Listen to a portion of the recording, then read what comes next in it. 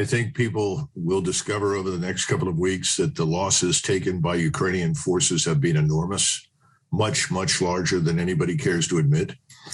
I think we will also have a different view of Russian operations.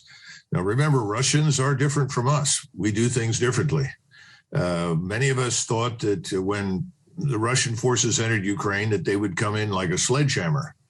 In reality, they didn't do that at all. And one of the principal reasons was that Putin made it very clear to his generals. He said, when this is over, we would like to live with the Ukrainians.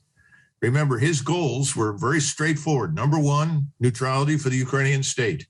Number two, autonomy or independence for the Donbas republics that are Russian, as well as agreements that Russian-speaking citizens, people living in Ukraine who are Russian, will not be treated badly.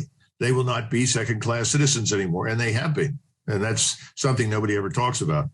And then finally, renounce any further claim on Crimea. Crimea was never Ukrainian, never part of Ukraine. And they'll all go back to Khrushchev and his drinking bout in the 1950s, after which he awarded his buddies in Kiev, who were Russians, by the way, control of Crimea. All goes by the wayside. Crimea has never been Ukrainian. It's an ahistorical claim.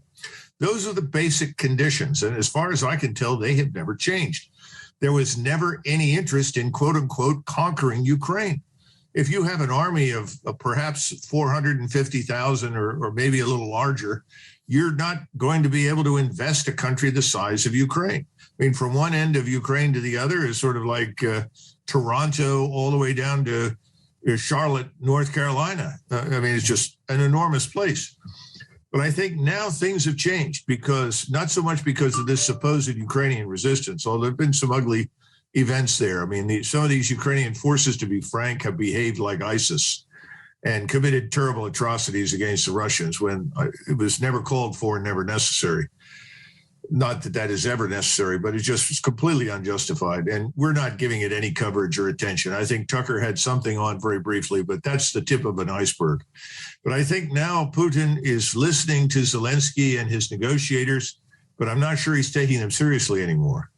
That's unfortunate, because this means he has to reassess what he wants to do. And he may decide he's just going to hold on to everything east of the Dnieper River.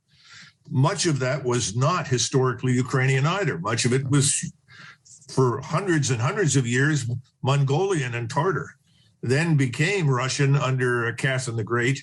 And some of it contains Ukrainians, but a lot of it contains people who are Russians.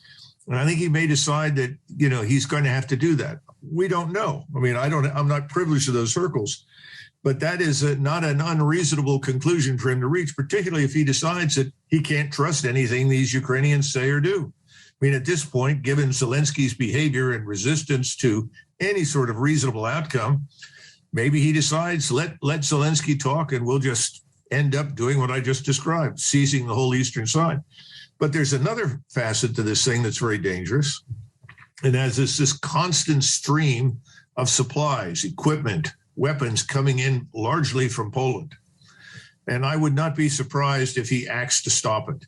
He's launched a lot of strikes with missiles on key installations where he knew that we were training Ukrainian forces and many foreign mercenaries, where we might try to stage, quote unquote, false flags and blame it on Russia. This, has happened in Syria. Mm-hmm. So I think we may see something on the ground in Western Ukraine coming down out of Belarusia that just launches from, if you know where Brest is in the part of Belarusia, look at that as a sort of center of gravity, and then moving south down towards Lvov or Lviv. We could see something like that to make it very clear that they are not going to tolerate any more resupply to opponents in Ukraine. This is dangerous because that comes very close to our borders, to NATO's borders, and you could see something happen there that may not be planned, may not be wanted, but occurs, an accident of some kind. Then you find that the war has widened very, very dramatically. That would be disastrous.